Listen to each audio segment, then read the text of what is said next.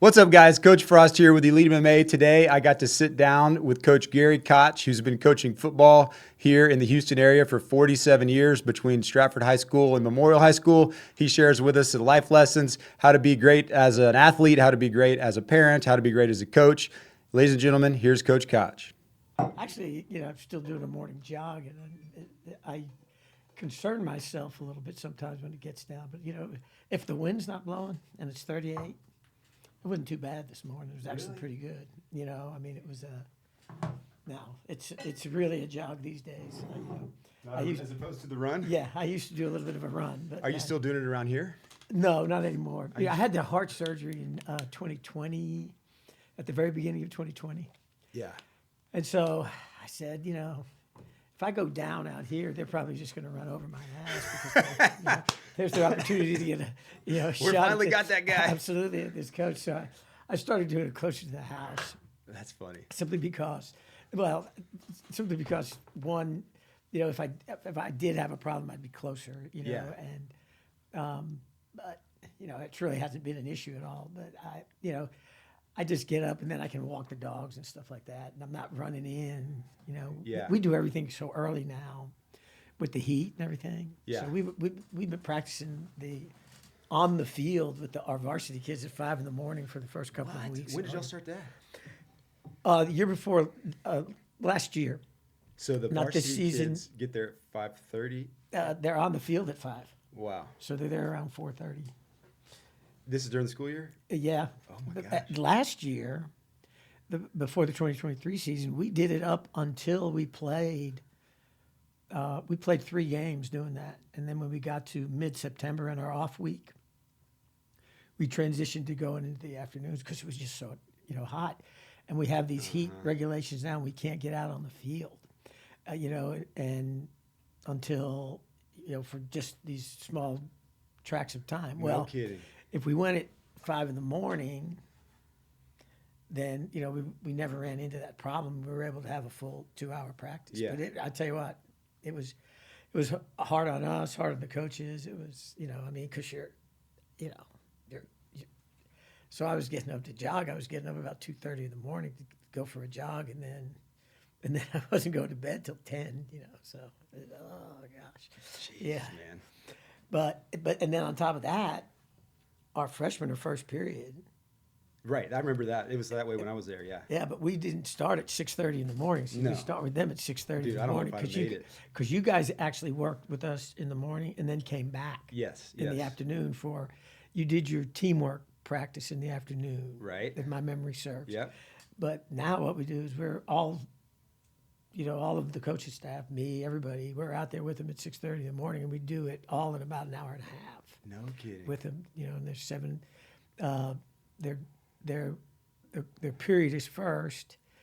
It ends at 8:30. So the varsity guys are first period too. No, varsity guys varsity are 8. guys are late. Okay, got it. The last period of the day, Yeah. 7th. Yeah. And so that was, so they'd have to come. Now we have a new deal over there called Open Study Hall, which basically means you don't have to be there. You're right. If you are a junior or a senior, you can have it Open Study Hall, Okay. which basically says that you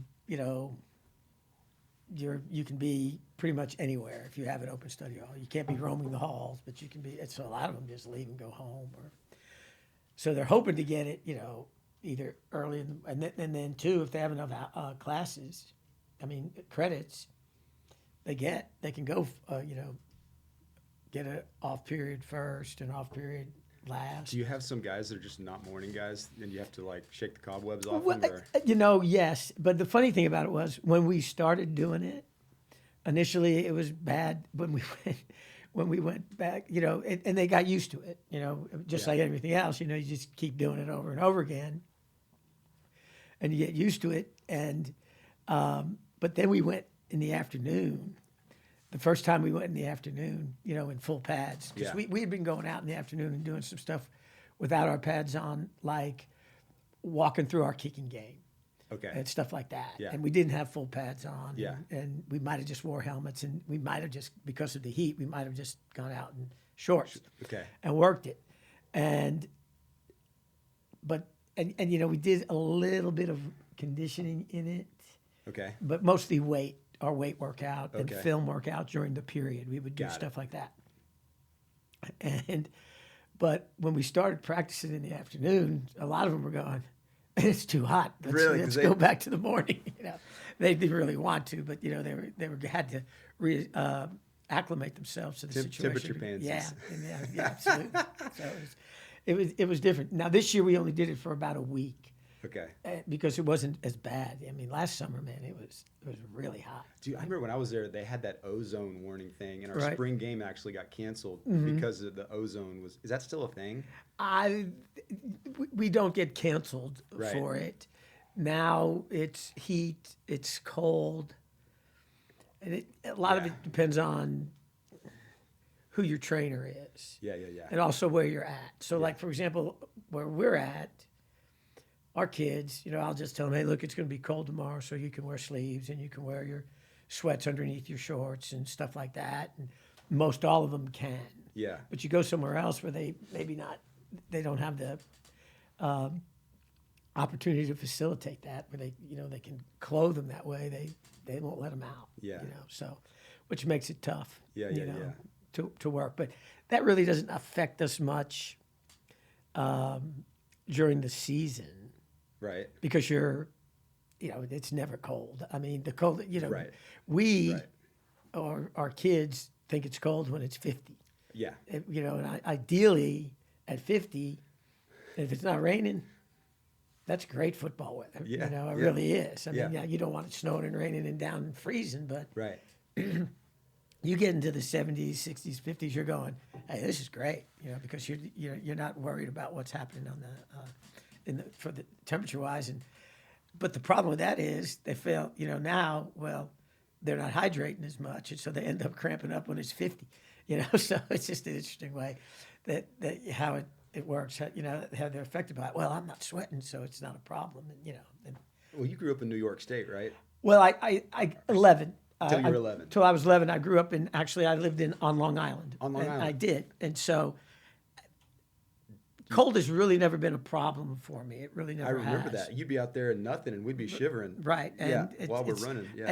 And candidly, I went to school in Lubbock. I went to Tech. Yeah. And it got pretty cold up there. Yeah. And it snowed, and I just became accustomed to it. I think the fact is that when you spend as much time out in the heat Yes. as I did and do, that I just become it's so freaking hot. When you get an opportunity for it to be cool, it's great. Then I also have another saying, I'm so old right now, I don't have any feeling from my hips down anyway. So that's Oh, that's great. that's what we're talking about. So, but it's been that's been enlightening, to do that. Craig and all of us, we were talking, going forward that, obviously I'm not going to be the one doing it, but going forward, we were thinking, man, maybe we move the older kids in there and just leave them in there and start them at 6. Right. And do all theirs. Dude, I don't know if I could have made it. I'm a night owl. Right. And I read this book, and it talked about you got people that go to bed like at 8 p.m., Mm-hmm. kind of 10 or 11, and then like 2 or 3. And they were saying that it's because way back when we were tribes of people, you needed somebody like on guard. Right. Mm-hmm. And I was the 2 or 3 a.m. shift, and I'm still wired that way. Absolutely. And to go to bed early, man, I have to take some NyQuil or Benadryl or Really? something. I mean, only a few times a year am I out before midnight. I get on my wife goes to bed 9:30, 10. I'm on the keyboard on the computer banging out a bunch of emails and work and stuff. Right. Mm-hmm. And then I'll watch something to chill out a little and zonk out. For me, as a younger guy, Yeah. and of course, we worked when I was an assistant, and actually when you were there, we came in the morning at about 7:30, but I would stay up, till 10, till midnight. Yeah. And wake up at 5 in the morning. That wasn't unusual for me. But now, when we were doing, but I can't get myself in bed before 10 o'clock, Yeah. But, but when I do go to bed at 10, when I lay down, I fall asleep You're pretty out. quick. There was a time when I did not. Staying up thinking about the film and That- how you're going to absolutely. play and all Exactly. the schemes. Yeah, well, either that or how I screwed it up, whatever. Which happened more often than I would like to admit. I love so, it, man. but we had. But it's interesting how and I'm not a coffee drinker, so Okay. I just started like a year ago. and I guess because I just don't like it. Yes. I mean, the taste of it. I Yes. like the smell of it and everything. Yeah. But when I tasted it, I just didn't like it. I think I've had one cup my entire life. And so I don't anymore, but I used to drink Coke Okay. because that had the caffeine in Yes, it. And yes. that was what gave me the going. caffeine buzz. Yeah. But, now the heart surgery. Yeah. and- What's up with the heart? When did you have heart surgery? I had heart surgery in January of 2020. Okay. And I guess during the, I guess during the, I was in pretty decent shape. I Yeah, kept you my did. weight down. Yeah. But the daughter, following her, doing what I was doing, I put on a little bit of weight, probably between 2005 and 2012, 10, Okay. or 11. What's a little bit? 10 pounds? No, quite a bit more than that. 20? I mean, Pretty much. really? Okay. I was up there. I find that hard to believe because you were always. Well, I was super fit. still active, but Yeah. it's interesting how you gain it. Because one, your metabolism slows Okay. as you get old, like real old. Yeah. But as you get older, and obviously you know that too. Yeah. One of the things I found after is I started gaining weight because I'd be at school. I really wouldn't eat anything during the day. I drink 2 or 3 Cokes. Yeah. Well, that's big time sugar. Yeah.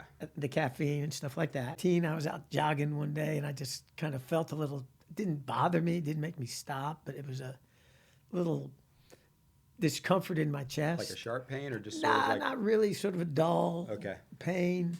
And, I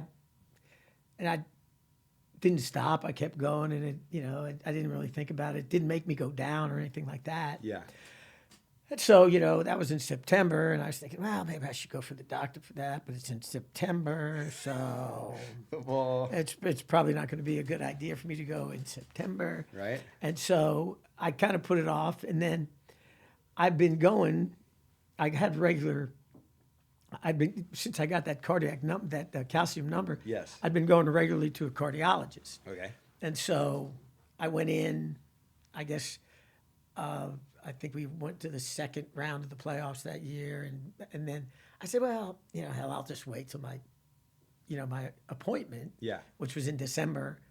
And so, right before Christmas, I went in and I told them, yeah, I felt a little, and it wasn't something that happened a lot, but I felt it. And, at that point, everyone went crazy and they did EKGs and stuff like that. And he said, well, it looks good right now, but I need you to come back. And after Christmas, we can do a stress test. And a nuclear stress test. Where Is that the one where you're on the treadmill or something? you're on the treadmill, but Yeah. I've done those before, but this time they inject you. Oh, yeah, and yeah, they yeah. put all these, not only that, but they're kind of looking at the what's flow. going on Yeah. and everything. That's and crazy.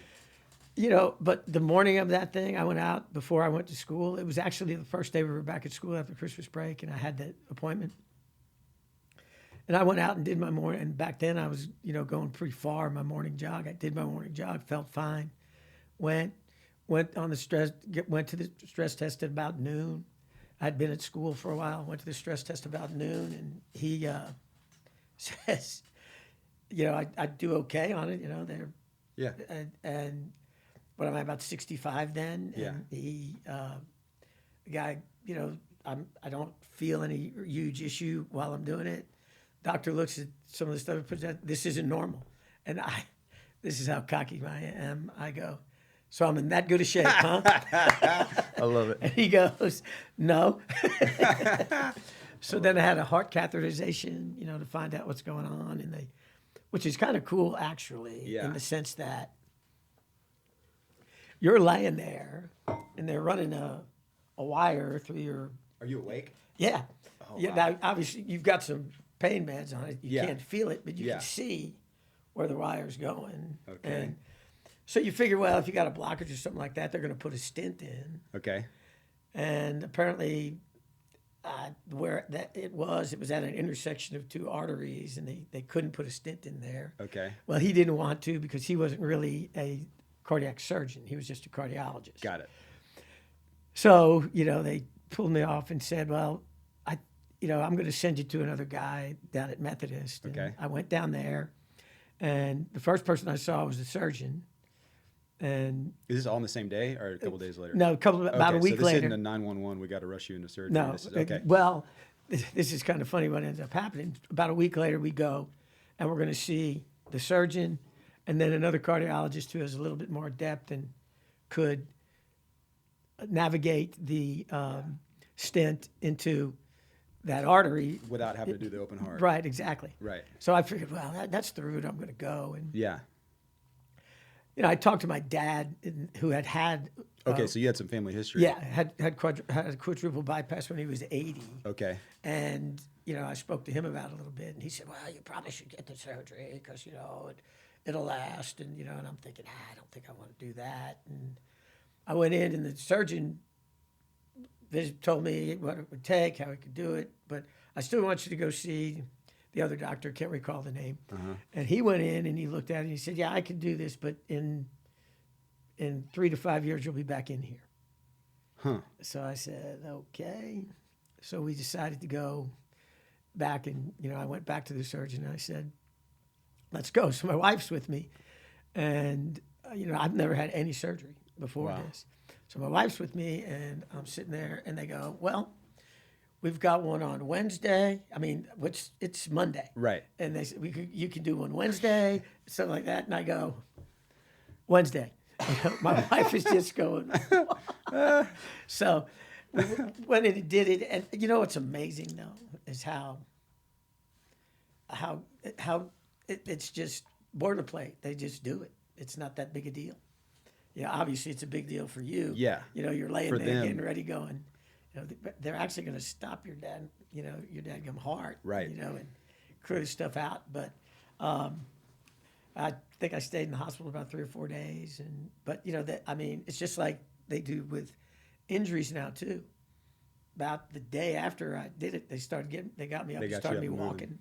And which was cool for me because then, once they started me walking, I could go out and walk on my own. Of course, I'm pulling some because I'm loaded up with all these electronics for a while. Right, you're pulling the walking thing around with it. But How was so a friend of mine had open heart a while back, and he said he was hallucinating for like 2 or 3 days afterwards from all the medicine he was on.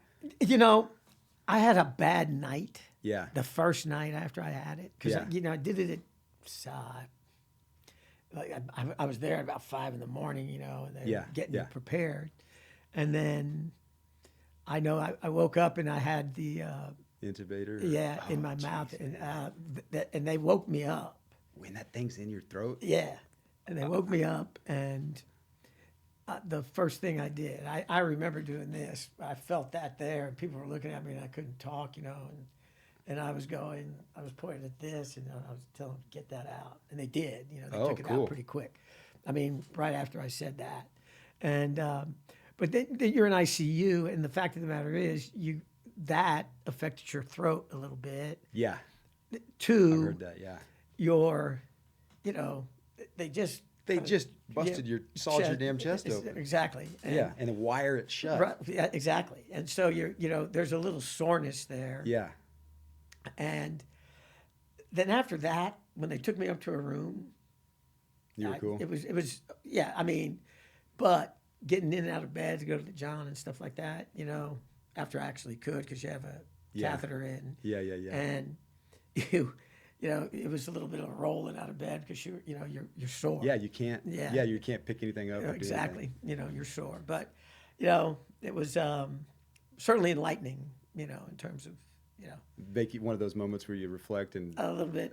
That's okay, your take inventory. your mortality comes into picture. Right. Because the fact of the matter is, you go in and you're looking. My brother was there, my wife, as they're preparing me, and I'm thinking, my older brother, and I'm going.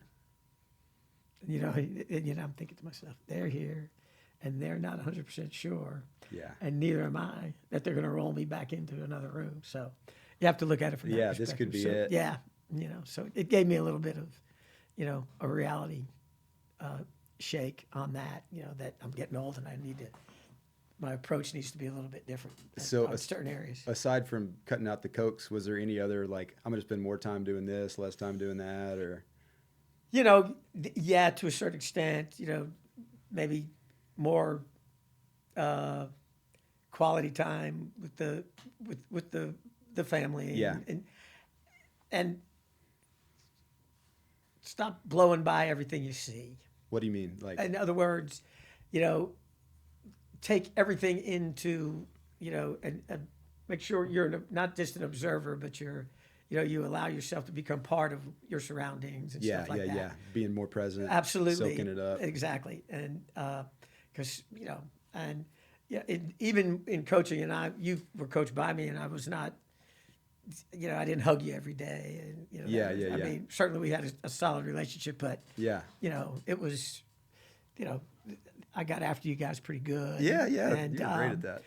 And the fact is, what you did, even dealing in that, it didn't change me. I still got after him pretty good, but you start looking at him for a little bit more as not just players, but as kids and people, and so it opened my eyes to that extent as well. So how did that change your approach, like when dealing with an athlete or student, or? Well, I mean, I always was. If you came into the office and talked to me by yourself, Yes, it was far different than when we were talking sure, out and with everybody, out in front of everybody. Yeah. And I was a little bit more sensitive to that, but there is a certain nature to me yeah, in those situations because of the nature of the game. Yeah. It is so physical.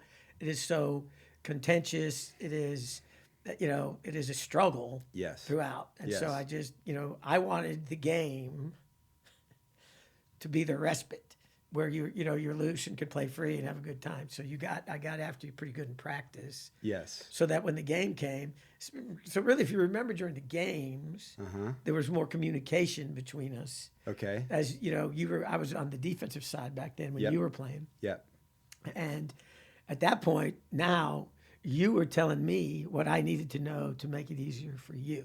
on the field, Yes, Yeah. How are they doing this? Because I saw it and I was talking to people upstairs, but what came off the field. Even as the head coach, we'd go back there and, or I'd call you up and say, tell me what's happening here, tell me what's happening there. So, that was always the case. And now I became a little bit more like that when we were, out on the practice field. Oh, really?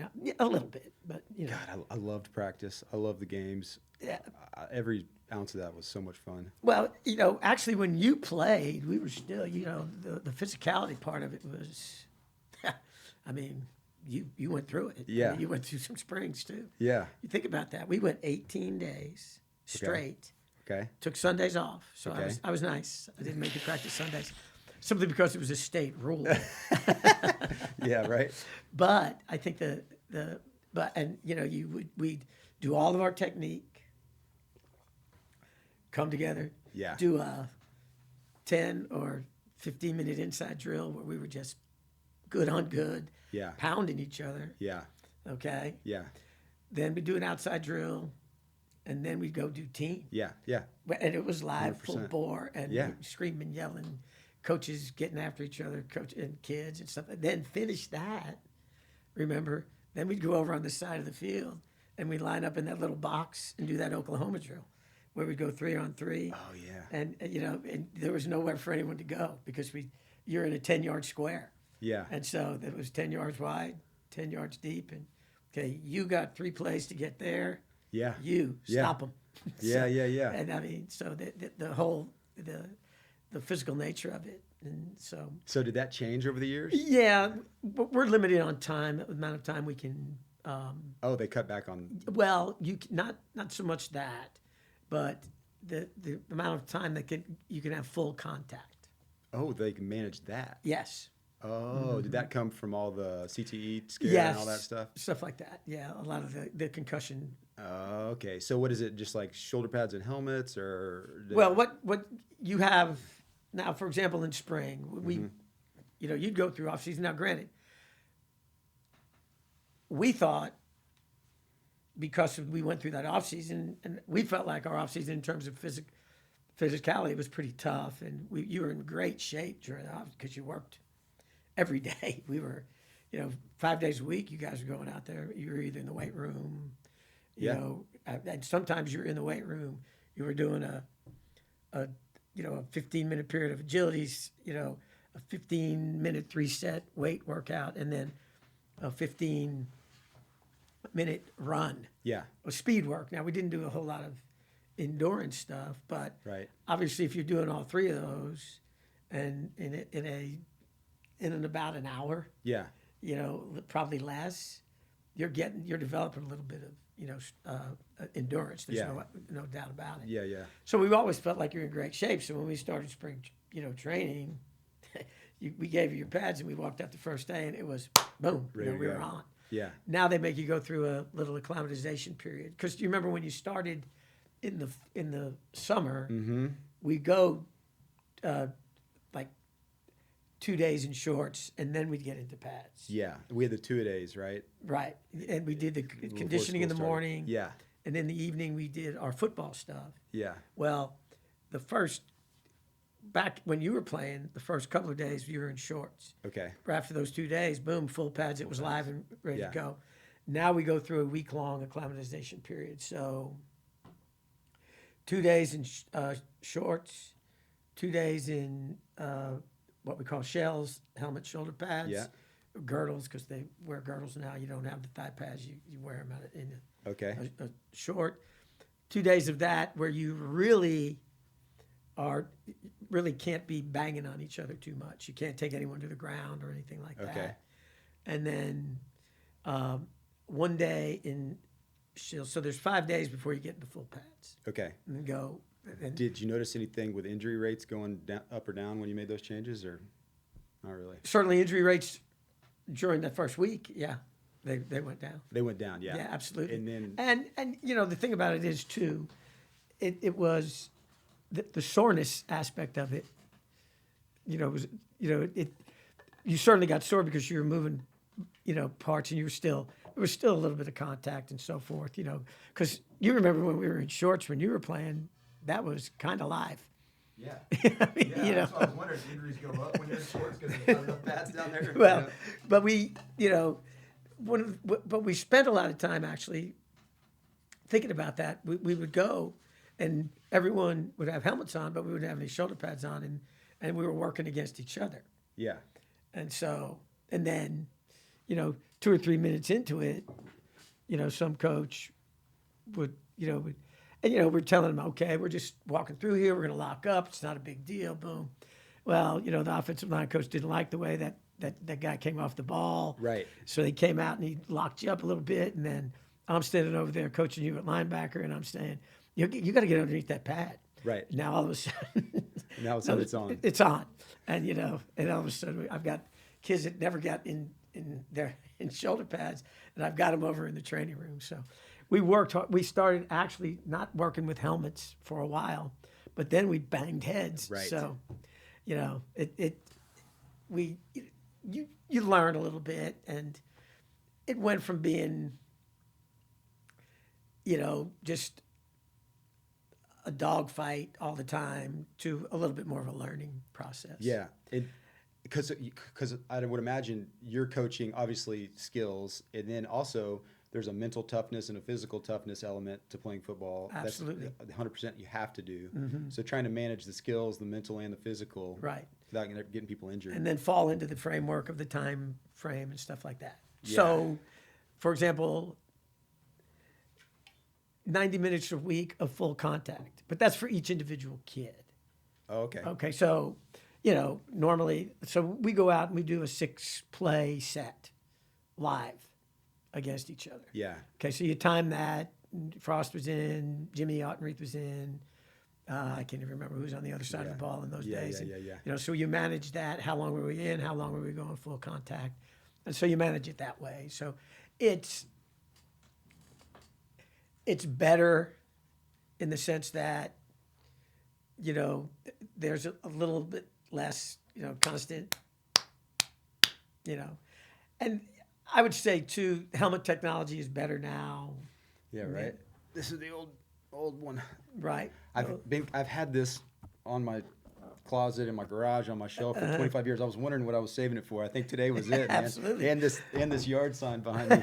My mom called me a few years ago. She's like, "I'm throwing all your crap away. Get over here to the house. It's on the curb." And I roll up on the curb, and I said, "You can't throw that thing away, man." And then there was this lady walking her dog, and she goes, "That's a good one. They don't make them like that anymore. You can't throw that thing away." And so I said, "All right, I'll keep it." Actually, now they're metal. That's what she said. Yeah. You know, now they're metal. Those are the old wooden ones. I Right. remember. And you guys would get them, and they, you know. Yeah, and the leather jacket too, right? Absolutely. Looky here. Right. Okay.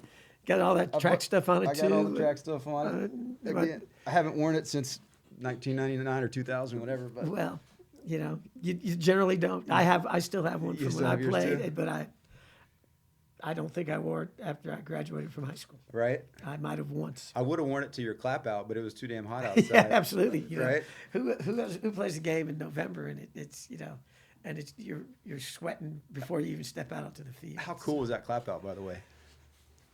Well, you know, it was great in the sense that, but to start out, you know, first off, when you have something like that, you're supposed to win the damn game, and you know, so there was a failure as a coach that I didn't win that game, you know. So, but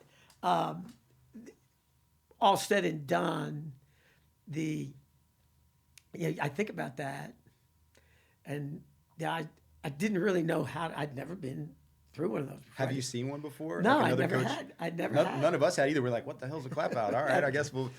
So I thought you were going to run down the tunnel and we were all going to, you know. yeah, well, I didn't know if they just wanted me to walk through there. Yeah, And wave, and everyone would clap, and I Yeah. would go, okay, that was great. yeah. But you know, all of a sudden you look, and there's guys I haven't seen. I know. You know, guys from my first team were Right, there. right. That was 31 years ago. Right. And some of them I hadn't seen since then. Right. You know, and I'm thinking to myself, well, Yeah. you know, I got to You go over gotta and go. talk to this guy. Yeah. You know, and so I think it probably took longer than they expected it to because I wanted to talk to everybody. Yeah. And so that in and of itself, after losing that game, me still wanting to go talk to people. So it was quite an honor. It Yeah. was very touching, and I was really thrilled by it. I thought it was cool that you stopped and took the time to shake everybody's hand, give them a hug, all that stuff. Well, you know, but once again, you know, the thing about this, and you see it now too. These guys, you were talking to me about the two gentlemen that were downstairs. Yeah. That are, you know, old hands, and they show up here. This is where they show up, and to exchange, you know, talk about their life and what's going on. Yes. And they become buddies, and that the camaraderie is based on the adversity they face together. Right. Okay, so now I got, you know, because you guys, you had the teammates that you played with that Yep. showed up there, all of a sudden, boom. You know, because when I walked by different groups, they were guys that had played together. Yeah. That's Yes. That's sort of how it was Yes. when I came. Yes. So it was guys that had played together, and it was very cool to me to see that part of it. Yeah.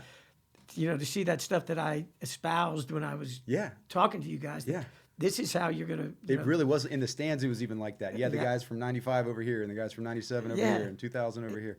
You know, and that part of the athletic experience, and of granted for us it was football, Yeah, is I think really the most significant part of it. You know, when I think about it, people start talking to me about games, and sure, I remember games. We had great games. You and I, when you came over to the office the other day, and you and Coach Cripps and I were sitting around talking. Yeah. You know, we were talking about specific games and stuff like that. yeah, But in the long run, you know, it's the relationships Yeah. that I have. You know, you walked in the door, you know, it was, oh, this is great to see you. You know, this is what we did together and so forth. And the relationship, you know, it's like you never left. We were, you know, Yes. we went back to that similar adverse experience and some triumphs and some tribulations and so forth. And, you know, that it rekindled that relationship. And that's what's really cool to me, the whole thing about it. That's, Yeah. You know, I mean, when people ask me, you know, well, who's the best this, who's the best that?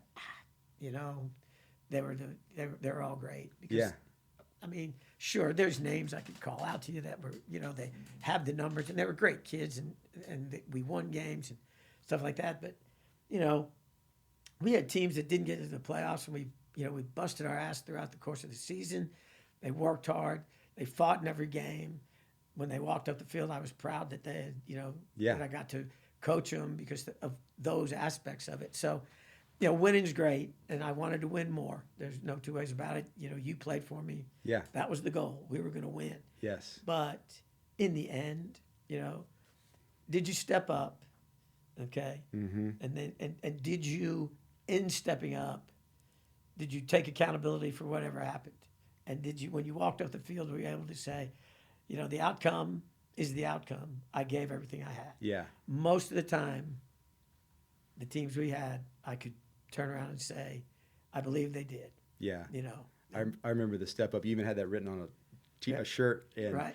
I remember at 7th and 8th grade, I'm on the B team, and I had not much success in sports in elementary school and middle school. I hadn't I found, and I want to hear your opinion on this too, but some kids that are born with like good hand-eye coordination excel really fast. Right. In elementary, they can shoot a basketball, they can catch a baseball. They're good at the ball sports, right? Right. And I was clumsy, and that's why I play defense. I still can't catch, right? So I'm B team 7th and 8th grade. And I got to play both ways, which was fun, linebacker and guard. I loved playing guard. Right. Because I believe you did that as a freshman. I did, yeah. Yes, Because I got to cut block everybody, and I was quicker. I loved it. I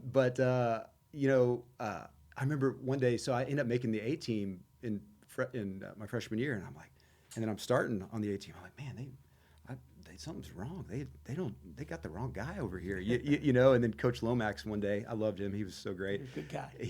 He pulls about 5 of us over at the end of practice, and I'm like, oh man, we're in trouble. I don't know what we did. We're in trouble.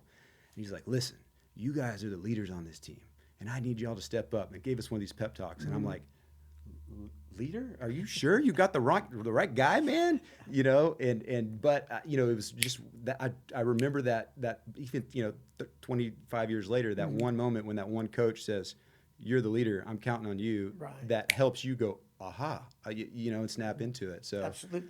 Well, I think you're right.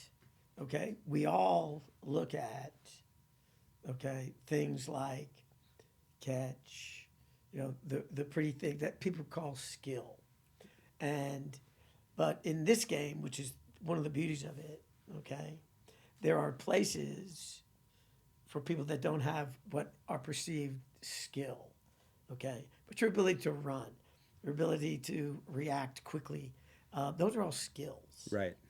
Those linemen that can have a first quick step and are willing to, lock up and understand leverage and all those things, that's an unbelievable skill. Think, if you will, the outstanding athletes that I watch in professional football and college football, the skill guys, they're amazing. Yeah. But now, go into the lines on both sides of the ball.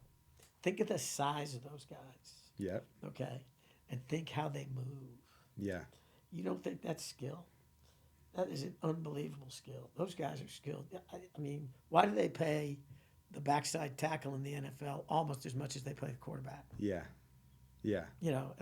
Why do they pay pass rushers? Because those are skilled athletes. Yeah. You're going to tell me that J.J. Watt wasn't a skilled athlete? Yeah, that's true. Now, let's look at you. Okay. All right. You were thin. Yep. Wiry. But even as a freshman, when you went out there, you understood what it was to compete. Okay.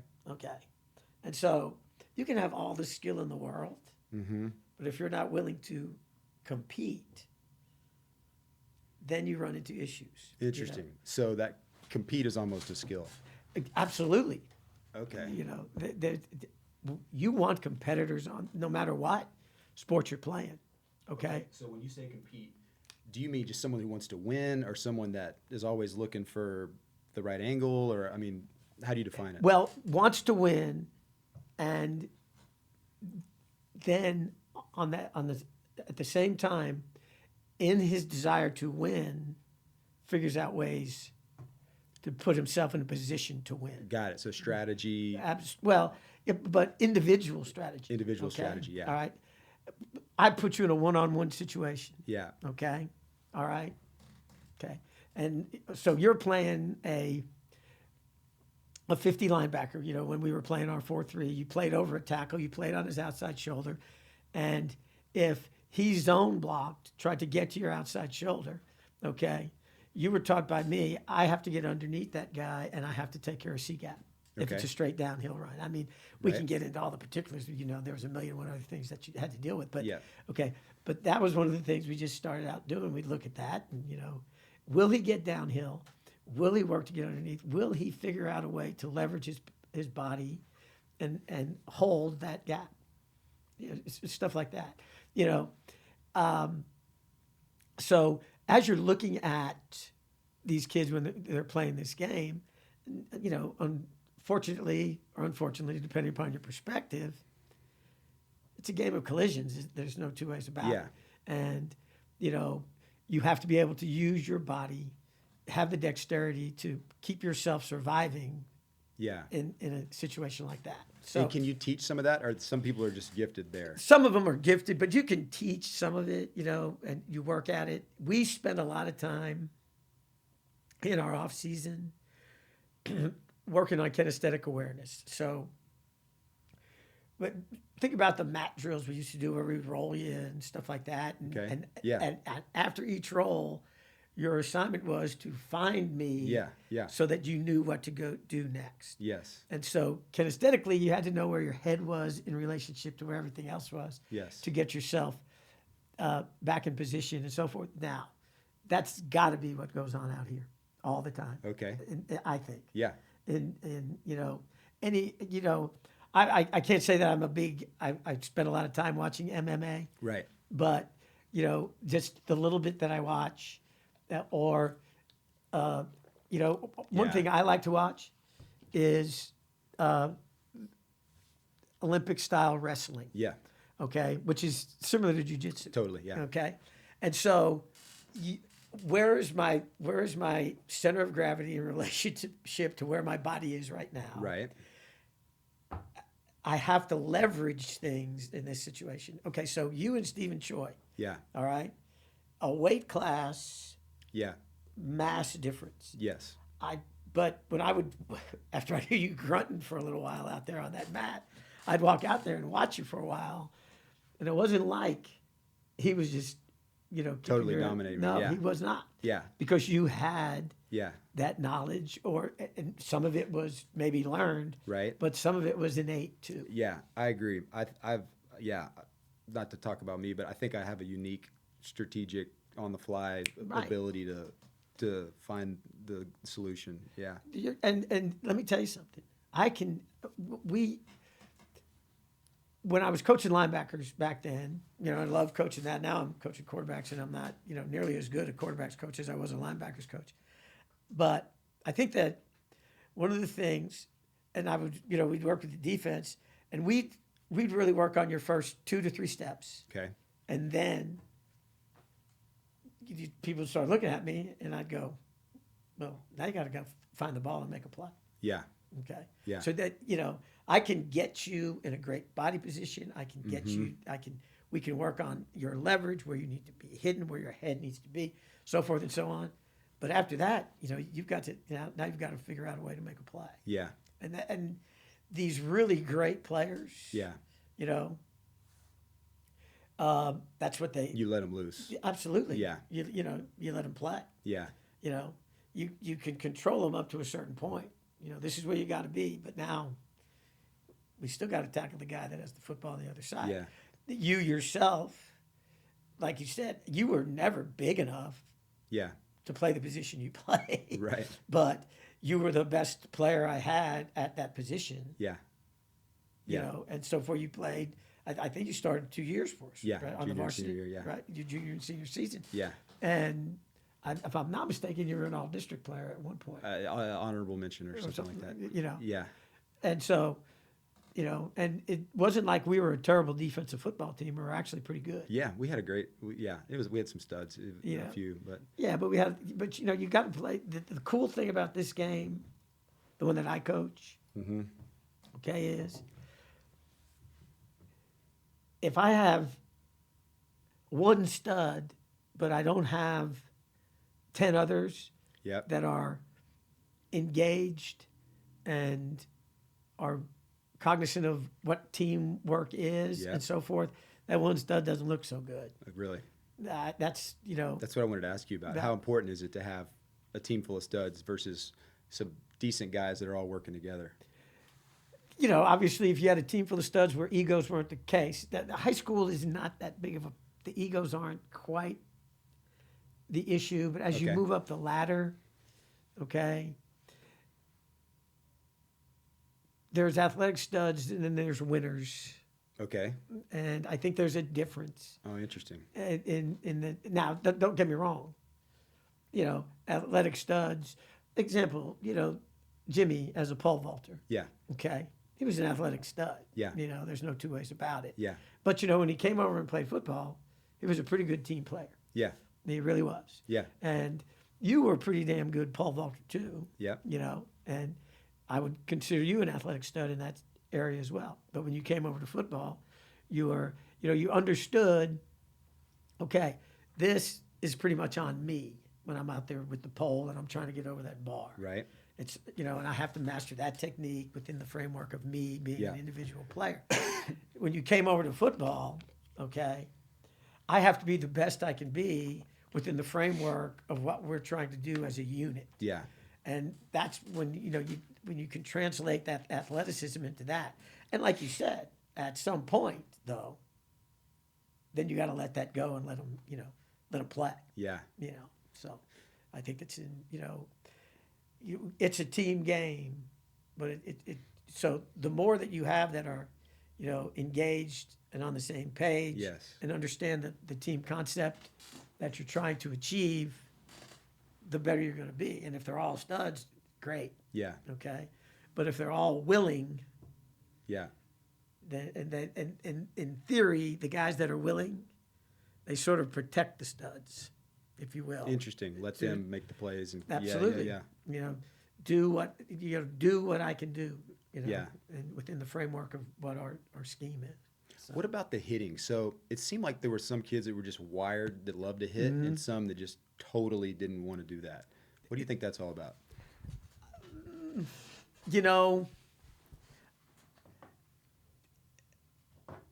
A lot of it is innate, I think. Okay. Like a kid, sorry, I'll let you finish. But I was thinking, like, you hear about some kid with tough family life that's been through some trauma or whatever, and he's just got a kill button that the kid in Memorial that has wonderful parents and wonderful community and never had a bad day doesn't have to go through that type of thing. Do you think that has anything to do with it? It could. There is some theories that, those people that, deal with that stress in their lives. Yeah. It's a stress release. That's what I got. I mean, football, jiu-jitsu, MMA, 100% was therapy for me, And then, but let's be honest, you played over there. Yeah. Okay. We didn't, didn't have a lot of people that were going through Right. We had plenty of people that would knock your ass off. Yeah. I mean, that's true. We really did. Yeah. So a lot of it is, I mean, you can even as infants, if you watch enough, and now I'm so old and, but you get around little kids and their willingness to just sort of slam into stuff. Interesting. You can see it then. Yeah, I think, do they grow up and become that, That's so true. I'm looking back. I mean, my kids are 8 and 11, so yeah, we were just through those infancy years, and yeah, the ones that are rambunctious they continue on that path. And right, and and look, being good at anything, we had our banquet last night, so I was talking to him in general, and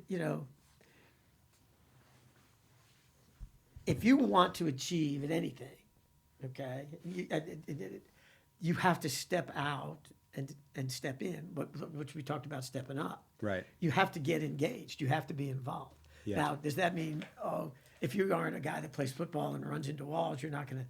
No, that's not the point. But if you're going to play football, then part of that game is the physical contact aspect of it. Right. Even wide receivers take shots. Yeah. Okay. Now we work with them down and say, you're going to have an opportunity here to deliver some blows if you will do that. Like I want you to block somebody from time to time. Right. Get in their way. Absolutely. Slow them down. Exactly. But so I think, now, can it be learned? Sure. But if you really don't like to do it, Yeah. if you don't want to roll around and get after it, Yeah, you don't want to have a bunch of sweaty dudes rolling all right, over exactly. you. You're not going to like jujitsu. Exactly. Yeah. Wrestling or, Yeah. if you, I mean, there are very few people, just watch the MMA stuff right Mm-hmm. now, okay? Right?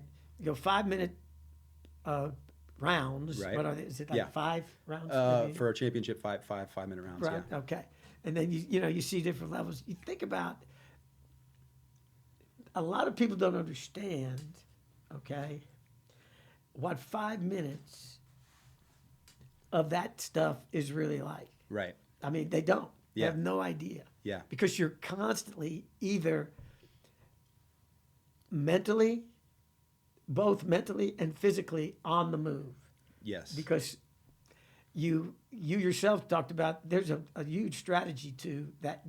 Yes. I'm not an aficionado by any stretch of the imagination, but I can just watch it briefly, Yes. and you're seeing these guys trying to set things up. Yeah. And and not only that, are they trying to set things up for themselves, but also defending what they Yes. think the other guy's going to do. Yes. So it is taxing as hell. Yes. On top of that, then they get into those grappling situations where they're carrying each other. Yep. And and you people are going, well, he's only got to hold it for 30 seconds. I said, you ever been in that position for 30 seconds? Right. Just hit him. Just hit him. Yeah. It's a little more complicated than that. Exactly. Right. So the understanding that, and when you play football, everyone goes, well, the plays are only 7 seconds. Okay. And that's true. They are. Yeah. Some are a little longer, but they average is about 7 seconds. Yeah. And they go, well, you're only playing this much, time. Okay. Go be an offensive lineman or a defensive lineman, for that 7 seconds, and go through a 12-play drive. Right. And then walk off the field and tell me that wasn't taxing. Yeah. Mentally and physically, and then you got, some crazy idiot on the sidelines like me that when you walk off, he's in your ass because you didn't do it exactly the way you're supposed to. So, I think the biggest thing that people need to understand, it's not just football. I love sport. Right. I do. I do. I like individuals sport. Watch tennis. Okay. Watch those men that play on the higher level. Even our kids over here at Memorial, it's a pretty good tennis I've heard program. that, yeah. You watch them. That's pretty damn physical too. Sure. And they hit it so hard, they can cover the court, so it's coming back a ton. Right. I mean, it's the full weight of what an athletic competition is about. Everyone forgets this part of it. Yeah. I think. Yeah. That's just me, on the top of my head. Yeah. We teach you during the week and stuff like that. We say we talk about our fundamentals, and we do have our fundamentals. But you realize, of course, and you know this, okay, so we've got those fundamentals, but now we're facing a different kind of offense or an offense facing a different kind of defense. And our fundamentals change because of the way they line up and they do certain things like that. And I mean, there are basic stuff that you got to do, maintain good body position, so forth and so on. But now, and every time you walk up to the line of scrimmage, okay, you're looking, okay, where's he lined up? When he lines up here, what does he do normally? All those things that that you have to take into consideration. It's not any different in basketball. Yeah. It's not any different, and I think that part of it that people forget, they meathead everything that's physical, Yes. which isn't fair. Right. I mean, by Sure. and large, obviously there's some meatheads and everything, but Right. by and large, this is people are thinking Right. throughout the course of these competitions. Yes. And I think a lot of people lose sight of that haven't really done them. So let me ask you this: like in a jiu-jitsu or wrestling match, you have a strategy. Like I'm going to do X takedown, I'm going to get on top, or whatever your strategy is. Right. But if you think too much during the match, you miss your window. So there's like, you got to be present, and there's an exchange between you and the other guy, and there's a flow to it. And if you break that flow, and he doesn't, he catches up with you. Right. Do you see that like in football? Like, you can coach the player to, step in this gap and do this, but he's got to turn it on for himself. And Well, it was like I was talking to you just a minute ago. We taught, when I was coaching you on defense, and Yeah. you played linebacker, and we read this, we see this, we go there. right. Then what? Then go make a play. Yeah. Okay. Okay. Yeah. So yes, I mean Okay. So you have to be here, but that instinct has to, like you said Exactly. earlier, the competitive. What you do more than anything else when you're coaching someone is you try to make the fundamentals second nature. Okay. Like, so when after a certain point of time, you walked out and played, I think you were our open linebacker, if I'm not mistaken.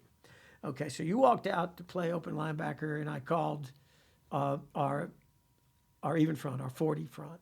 Okay. All right, you knew where to line up.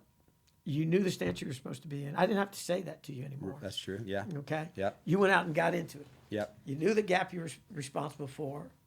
Okay. And so now, okay, and if there was a stunt or something like that you had to, gap switch and all those different things. I mean, it wasn't simple. Right. And so you had to, you had to understand, and you have to spend enough time working on it where now I'm drawing stuff up, and, and we've never done it before. And now that confuses you because, wait, this is outside of what I'm wired to do. Right. And so you understand how you're practicing, and fundamentals, I think, wire you in a way, okay, that you innately do things that you're not even thinking about Yeah. anymore. Yeah. Muscle memory type thing. Absolutely. Yeah. Okay. And it's not, but I don't think it is muscle memory. Right. Okay. But it's also ingrained here. Okay. Even if you've never done anything before, if I get up close to you and I start to throw, you're going to protect yourself. Right. So that's, Interesting. so that carries over, and that now you fine tune it. You're really fine tuning it when you're doing this stuff, that MMA and so forth. Right. Because if you don't protect yourself, you don't last long. Right. In football, the same thing. If you can't, make sure that you are able to deliver and receive blows, you're not going to last long playing that game either. So, Yeah. you have to, you have to teach that aspect of it, I think, and some people are innately capable of it, and others are not. Yeah. It's just the way it is. That's why so few are playing at the highest levels. Yeah. What advice do you have for a player that's a good high school player that maybe I'm going to play Division III college or do some intramurals, or that how do they make that shift? Or even a college player that doesn't get to play in the pro, or a pro that doesn't get to last long, or when it's over, how do you deal with that? Well, you can become a coach, which is what I did. Right. But now, interesting enough for me, that's 47 years of that, and that may be coming to an end, and I don't have any idea what I'm going to do with myself. But I think more than anything else, the biggest thing you have to do is you have to find a way to stay active. Okay. And find a way to, because you didn't get, if you wanted to play football at Division III, okay, or you kept doing jiu-jitsu long after you got out of high school. I mean, right. You were up at Tech, and I know you were doing it up there. Yeah. Every once in a while, I'd get a video, Yeah. And so, of you, in little events and so forth. Sure. And, I think one of the things that people either retire because they can't do it at the level they used to be able to. Someone tells them they can't do it at the level that they used to be able to. Yeah. Okay. Do you still have that competitive urge inside you? Yeah. Okay. Then find ways to, find some other sport, find something that helps you do it. For me, what happened later in in my life is what I do is I jog. I try to do some. I'm pretty much a body weight exercise guy. I used to be a bit of a weightlifter, but I'm really not anymore. Yeah. But to get, a lot of times you end up competing with yourself, Right. and I think that's if it comes down to that. But let's be honest. I think while I was still playing, while you were playing, well into my 50s, I was playing pickup basketball. Oh, cool. We'd open up the gym over at school, and Cool. and I played softball for a long time, stuff like that, where I got to go out and compete. And yeah, you're having fun, but still a lot of that allows you to keep doing it. My nephew played baseball at Southwestern in Georgetown. Okay. He's back now. He's 30. He's still playing. Old man hardball. He and buddies. Yeah, they are. Yeah, that's cool. And they like go ahead and do that stuff.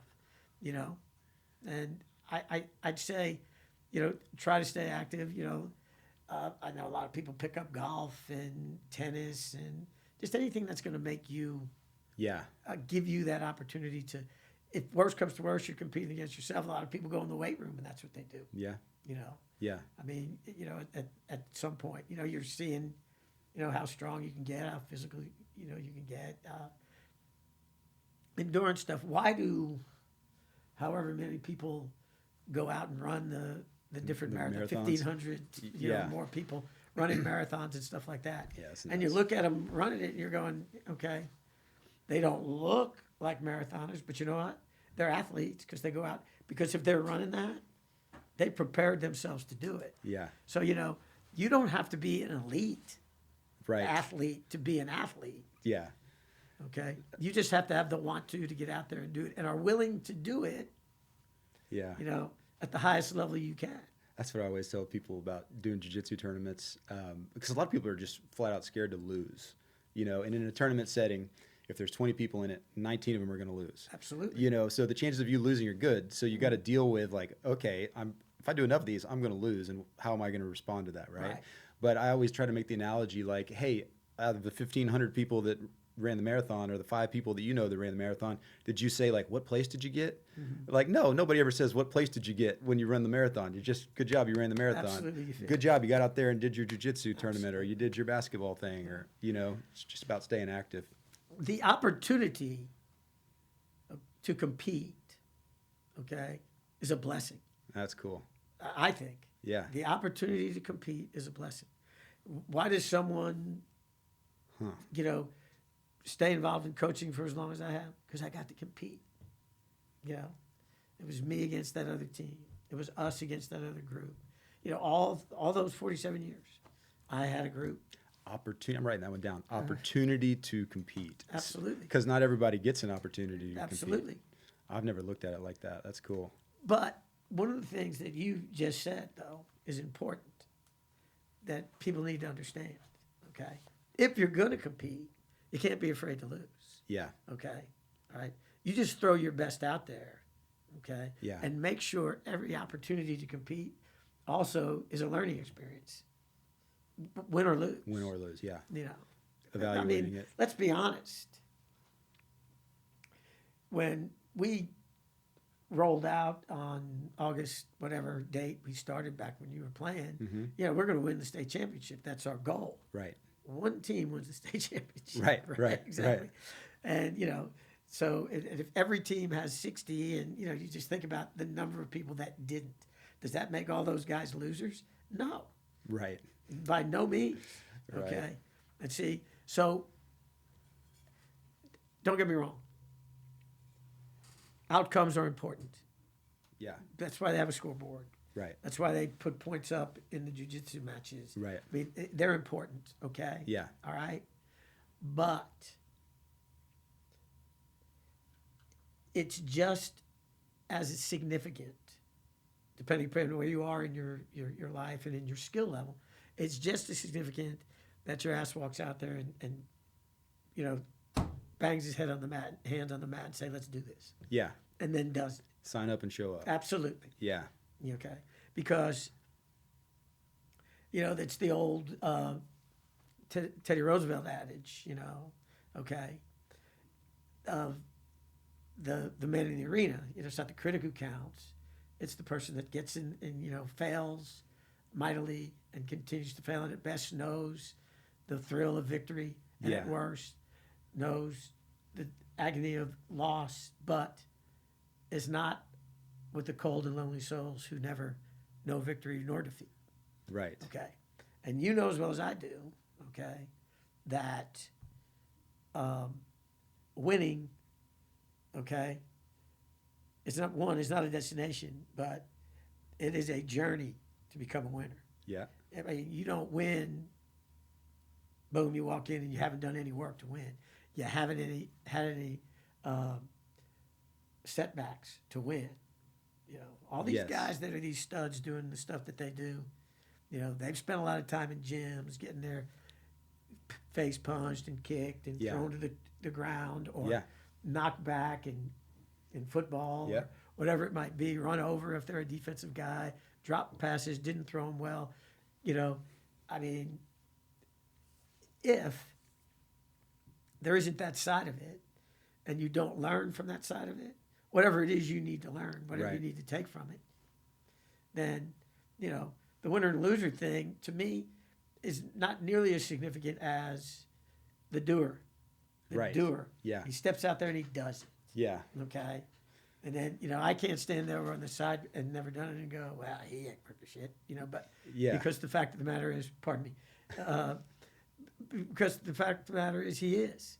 Yeah. Because he took he had the intestinal fortitude, let me put it this way, to step out and, put himself out there and say, okay, I'm going to throw myself at this and I'm going to give the best effort that I can. Yeah. And am I going to get better as I get, the more I do it? I got really present to that. I love. There's a Winston Churchill quote that's similar. Something like, success isn't permanent, neither is failure.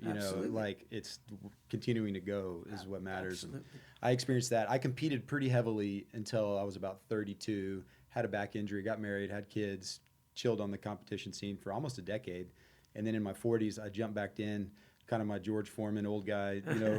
Have some fun, get in there, return, and my nerves, I was so much more nervous in my 40s. Maybe I just had more testosterone pumping through my body in my 20s and 30s.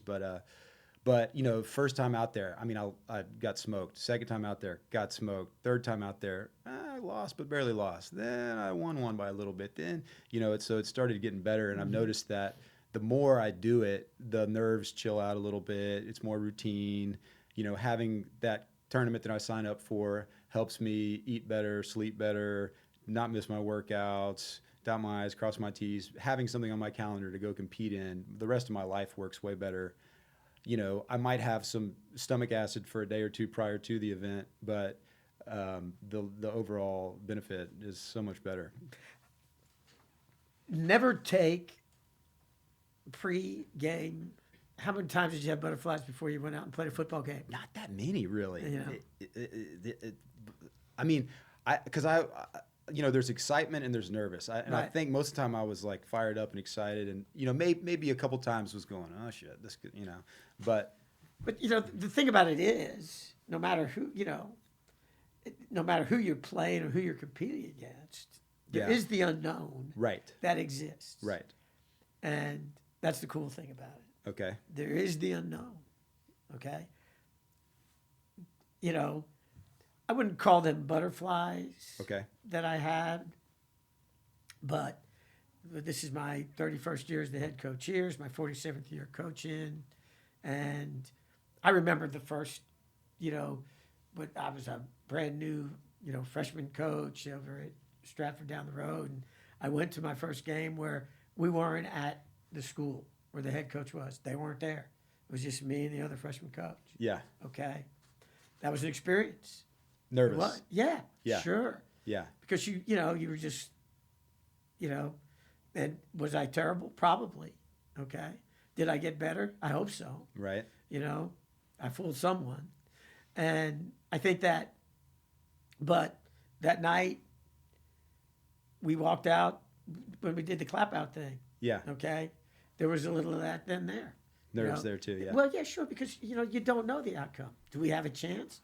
And you've been around me, so hell yeah, we have a chance because Yeah. we're here, Yeah. and we're going to go out there and do it, the best we can, and we're going to, give all we can, and so forth and so on.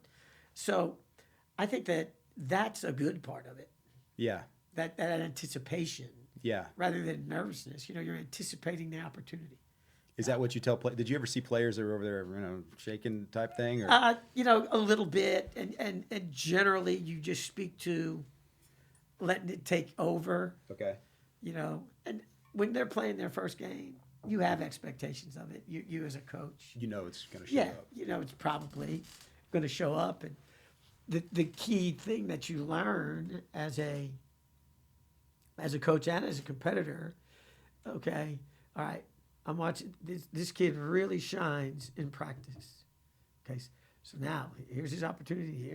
This is when it kind of counts a little bit in the big moments. And so, how does he respond to that? We talked a lot. I used to talk. I'm sure I probably said it when you were playing, but great competitors are comfortable in uncomfortable situations. Okay. I mean, Yep. That's what everyone calls pressure. Right. Okay. I say this to the kids all the time when they say, "Wow, there's so much pressure." I said, "That's not pressure. Feeding your family, that's pressure. You're a soldier walking into war, that's pressure." Right. Okay. Making sure that, but like taking care of your family, that's pressure. Okay. This is anticipation. This is a game. Right. The opportunity to compete. Yeah. Yes. Probably no matter what the outcome is, the sun's going to shine the next day. Right. Probably. Yeah. But I think that, when we understand that aspect of it, okay, and we play the game while we're playing it, and we prepare for the game while we're preparing for it, okay, and when those events are over, we leave it for a while. Okay. It's not granted. I say that, and of course, my mind was on it, but my role was a little different as a coach. Right. But it doesn't. I don't expect you to go home and be thinking about, football all the time. Okay. Especially a high school kid. Okay. Now, when you're there with me for those 2 hours, and you experienced it, it was probably more than 2 hours. Yeah. But my expectation is now you're focused on this. Yeah. When you walk out that door, I'll say, "See you, man. I'll talk to you tomorrow." Yeah. Okay. And I'm not going home to see if you're looking at a playbook. As a matter of fact, you didn't have a playbook. Yeah. When you played for me. Yeah. Yeah. We did it all as much as we could there while we were there. Yeah. Now, I think that's, and now obviously with the technology that exists and, the film goes out to everybody. Oh, it does? Oh, yeah. So the players can all. Yeah, we're on, because now it's all on computer. Oh, cool. Okay. And so it downloads to our Huddle app, and they can watch Okay. it on their own. Oh, so they can just hit play after play after play? Absolutely. Yeah. Oh, dude, that changed the game. Yeah, it has a little bit. I think it's good in a lot of ways. I think sometimes we Obsess about it too Yeah, much? I think so. I could see that. Same way in our deal. We watch, if you got a tournament coming up, you can get on YouTube and watch the guy the last Right. 10 times he got out there. And then I've made mistakes where, this guy's got a really good guard. I need to not get caught in this position. Right. And so I'm playing defense rather than, no. I need to play offense. I need to do my game and not worry so much about his. And yeah, you can fall into those traps. And that's exactly right. That's something we talk about all the time. And I'm guilty of it a lot. We're going to change because it is. Yeah. And then we're not doing the stuff that we do best. Right. Yeah. What got you there in the first place. Right.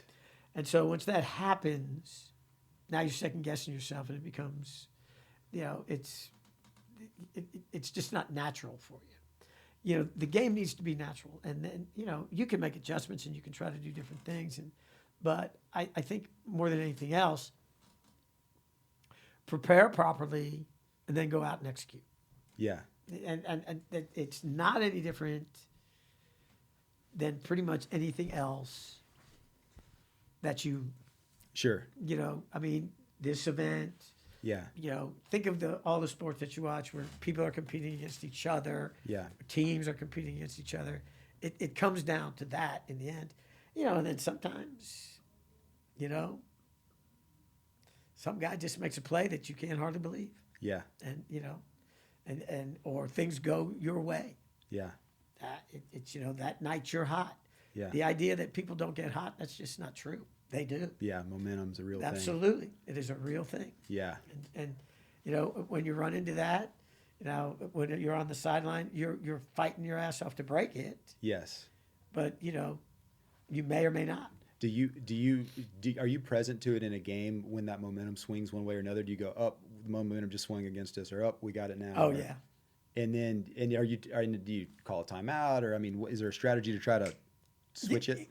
Yes. I mean, you have to do something, to try to break someone else's momentum. A timeout could be a way to do it, change your approach a little bit because they seem to have mastered your approach. Right. And now, so maybe our approach needs to be a little bit different. Change something up. Right, exactly. But in the long run, sometimes, and then every once in a while, as well as I do, that guy's just better than your ass. Yeah. Yeah. And you fight your ass off throughout the course of the event, and then when it's all said and done, you walk back and you get back home and you look at each other and you go, they were just better than us. Right. Yeah. And the thing in those situations that you really want to look at are they continuing to compete though? Are they continuing to fight? Or have they accepted, oh, they're better than us? Right. And there's a little bit of difference between a realization and an acceptance, in the sense that they're better than us. Now, what can I do to keep us within reach? Where if I can make something happen in our favor, we're in position to make gonna die trying kind of thing. Right. So you have to really make sure that they're continuing to compete. And so what we talk about a lot in football, we're getting pretty much manhandled at halftime. Okay. And so we walk in. All right, you've been in, I'd let y'all go in first. We meet as coaches, we talk. Every once in a blue moon, I would walk in right away with you because I was not pleased with the way we were competing. I wasn't worried about the scoreboard. Okay. I wasn't. I was worried about the way we were competing. And so I start talking about stuff like, let's look at this thing into smaller increments. Right now we're only looking at the score, okay? Well, the way the score is right now, it doesn't look very good for us. But we still have to play another 24 minutes. So I want us to break it down into smaller increments. Let's win a play. Okay. All right. Once we start doing that, let's win a series. And then move up from there. You start to look at it from that perspective, because if everyone starts thinking about we're down 24-0, okay? Yeah. That's overwhelming. That's you're spun off, yeah. Right, that's overwhelming. Yeah. If, however, okay, let's win this play. All right, okay, all right, we picked up 5. That's a win. Okay, we stopped them for 2. That's a win. Okay, let's put 3 or 4 of those together. Okay, we're capable. Now let's see if we can extend this a little bit to start thinking about series and stuff like that. So there's just mental ways to do it, and I think that the idea that when we come into in jiu-jitsu, you have rounds, correct? Mm-hmm. Okay, so don't you start in contact? You start standing, and kind of like wrestling, you start Right. and gravitate towards each other, grab each other, throw each other down. Right, stuff like that. Yeah. So at some point, we talk about be first, get that first grip. Exactly. Just focus on that one thing. Exactly. Yes. Try to do that. Just if you let your mind think about the entire game, Right. okay, Yes. then you miss much of it Yeah. because you're thinking only about the outcome Yeah. and not the steps that you need to take to reach the proper outcome. Yeah. Okay. and even if you don't reach it, but you're taking the steps and you're giving great effort, you're learning something about yourself and you're learning something about how you play. Yeah. I'm a firm believer in that. And you can let losses, debilitate you, Yes. or you can learn from losses. Yeah. Now, we got beat pretty badly a couple of years ago in the playoffs by Katy, and that was pretty debilitating. But, by the same token, you have to, you still got to come back the next day Yeah. and start working towards it again. Yeah. So, how do you learn from it? Yeah. Okay. Were you on the team when we first went in with Aldine? Yes. Okay. Yeah. So my, we played. my junior year, we were with Katie and those guys, and senior year, we switched to Aldine and those guys, I think. Okay. All right. Yeah. So that year, we played Aldine, Yeah. and they beat us, I think, 50-0. 55-0. Right. Yep. Do you remember the film session we had after that? In the office, on the defensive side of the ball with Coach Cripps and I? Vaguely. Okay. Where we watched that, we got beat 55-0. Yeah. And we watched that film for probably 2 hours. Okay. And every play, I pointed out everyone that wasn't competing. Okay. Okay. That gave up, that didn't do this, didn't do that, didn't do the other thing. Okay. And, of course, I was cruel, but I think more significantly, but in that, okay, did we learn? What did I learn? Okay. All right.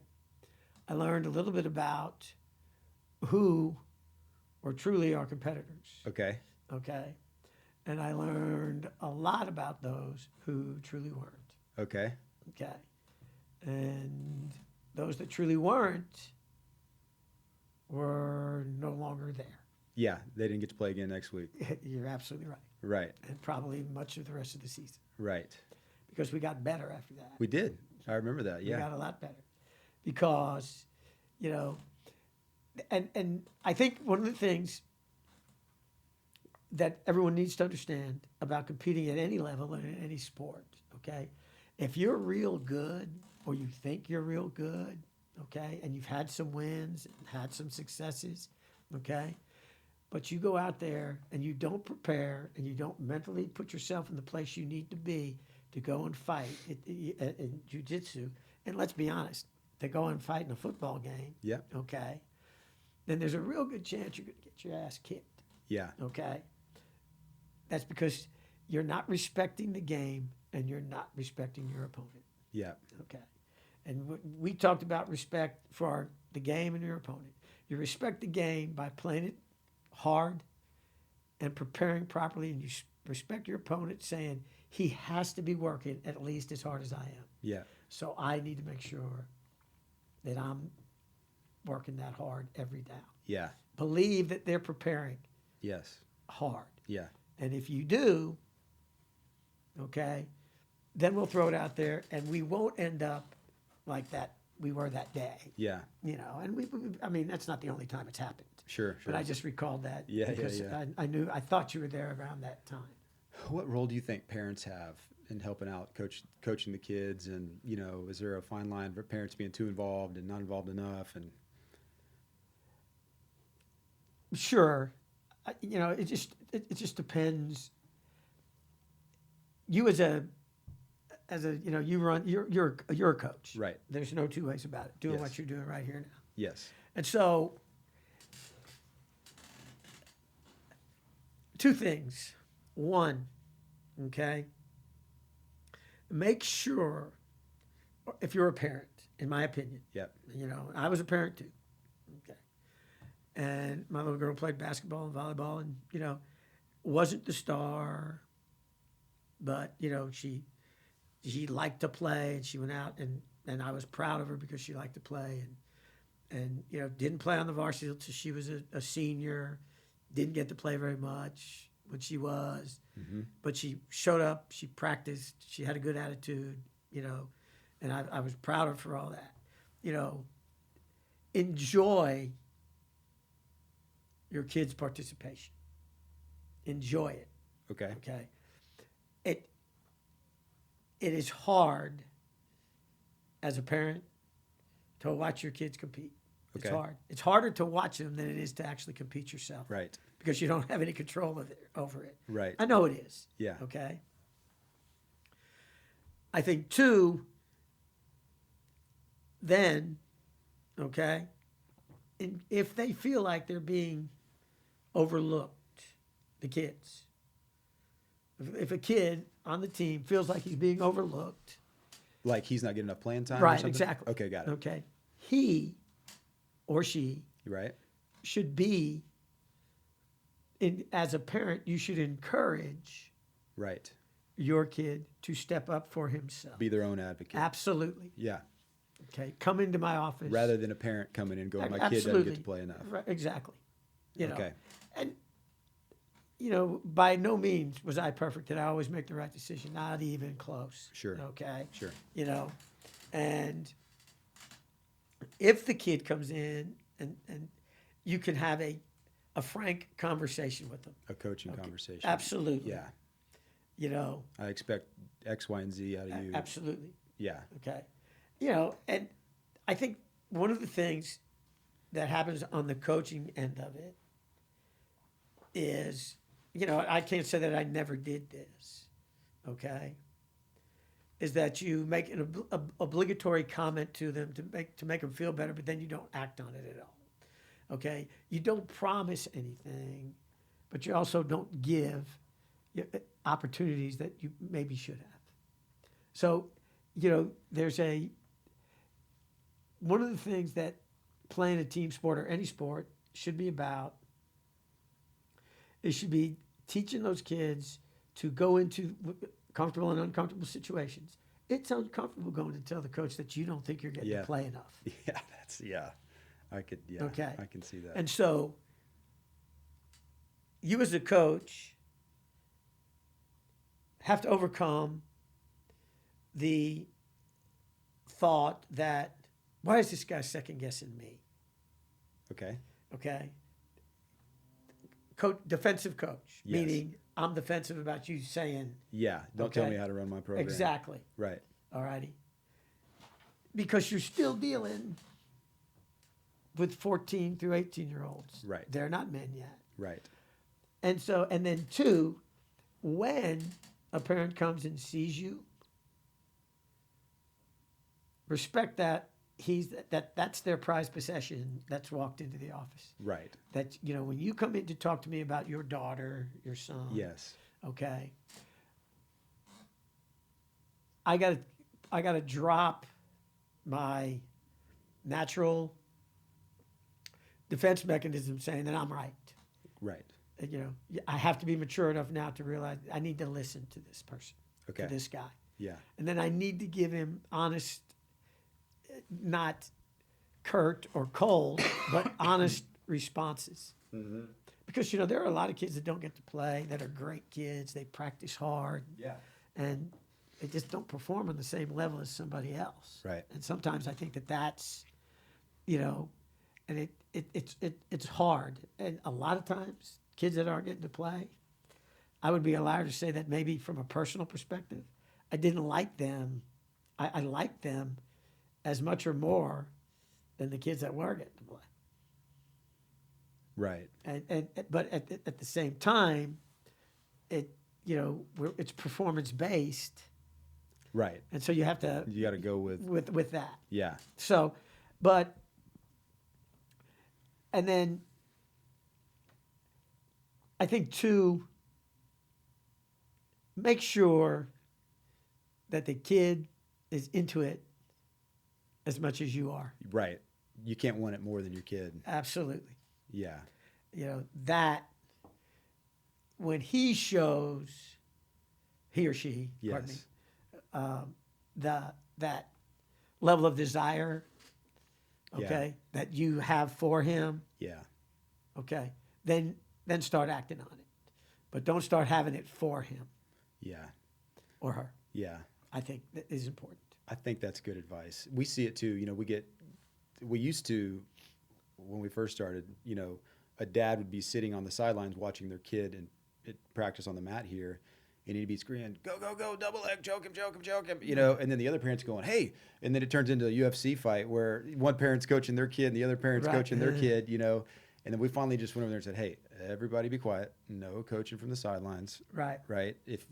And by the way, if you want to come, we have an adult class where you can see how hard this is. Right. And you can understand what it's like with a grown man trying to choke you unconscious. And imagine being 6 and that happening to you. You know, it's tough. This is a tough sport. And you, the person that's not playing it, need to be quiet. Right. Right. And we try to say that in the most respectful way possible. But so how do you tell a parent, like, do you say, like, it'd be great if you could have Johnny come talk to me? Or We meet at the beginning of the year. with Okay. each kid? No, Or- with the parents. With we parents. have a parent Oh, meeting. got it. Not with each parent, Got it. because that would take forever. Got it. And then I would hear about how wonderful they were in SBMSA and a variety of other situations, Right. which is great. I understand that. Yeah. They should be proud of that. Yes. I get it. I do. Yeah. Okay. We talk to them a lot about, I just flat say to them now, and I do not coach you, I coach your son. Okay. That's who I want to coach. Right. Okay. Yeah. You know, and I think that in an effort to try to get them to make sure that this kid learns how to deal with the authority figure. Okay. You know, come down the line, gets out of high school. Mom and dad are not going to be there to bring his lunch to him, Okay. or to bring his clothes because he forgot them, or to make sure he gets his ass to, you know, to practice on time. Right. All of those things. When they come late and they say, you know, well, I don't coach your mom. Your mom's not supposed to be at practice. Right. You are. Right. Okay. Now, and so, you know, deal with that end of it. You know, I love that. Well, it makes for a better situation for that kid. Yeah. Yeah. You want to empower the kid. It's disempowering to have your mom up there Absolutely. being your advocate all the time. You know, Yeah. there's no doubt. Yeah. And, you know, I'm at a place where we say this about Memorial. The best thing about Memorial is parent involvement. Totally.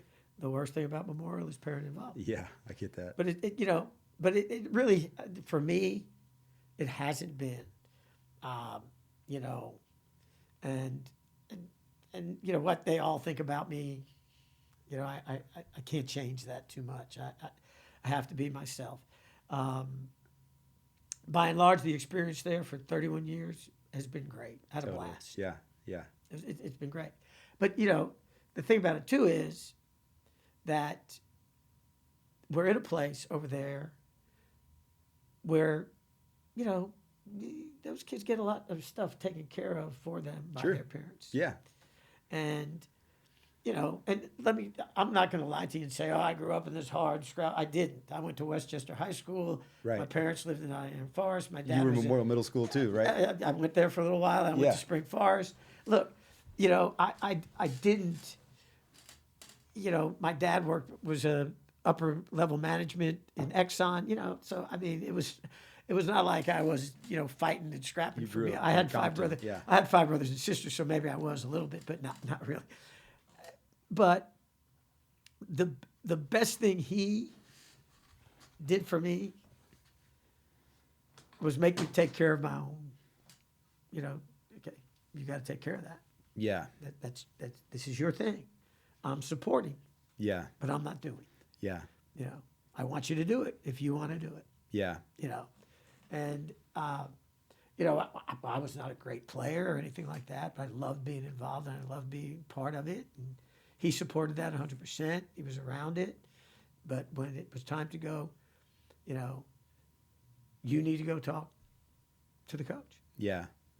If you don't feel like you're getting a fair deal, you need to go talk to the coach. Yeah. Yeah, that's, you know, if he won't talk to you, then, Right. you know, Right. and you know, and I never You actually- first, yeah. you know, so I think that taught me a little bit about, okay, you know, you said it before, you advocate for yourself. Right. Okay. All right. The one thing they're going to say to you about you in the end, as long as you're respectful when you do it and so Yeah. forth, is that he cares enough to come in here and ask why. Yeah, the kid wants to play more. Absolutely. And Yeah.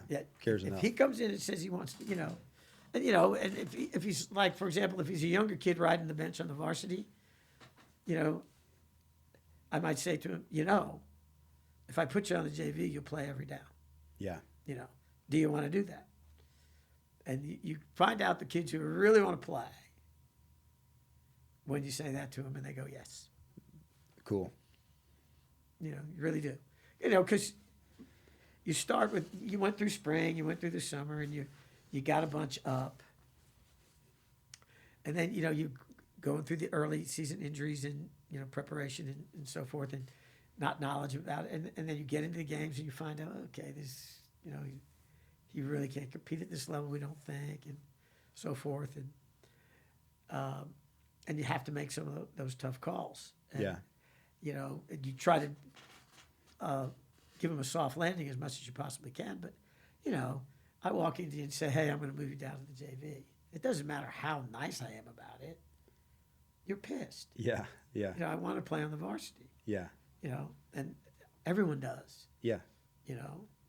I mean, when you walked in this door as a 13-year-old who weighed 90 pounds, you're in your mind, in 3 years, you're going to be a Division I, college football player. Right. Okay. I'm not taking that dream away from you, but you got a long way to go before you get there. You're right. And one of the steps is being on the varsity. And right now, we don't think you've reached that, step. So, Yeah. And let me tell you,